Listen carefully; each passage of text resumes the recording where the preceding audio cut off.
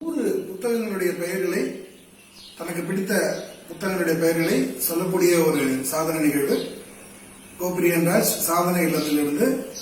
100 books names, reciting 100 book names within a minimal time.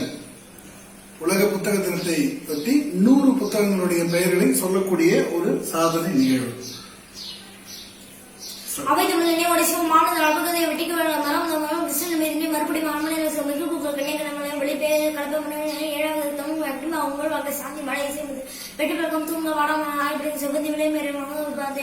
தாசுகுமார் பாடு பகாலும் மனங்களுக்கு துளி எண்ணம் எங்கள் தேவதவை நாட்டுக்கு பயணம் கடந்து சலனி வளர்ச்சி லட்சிய பெண் கோபுரதீபம் சைவீதனின் பெருமைக்கு வந்து தமிழ் மாதவிக்கு வந்து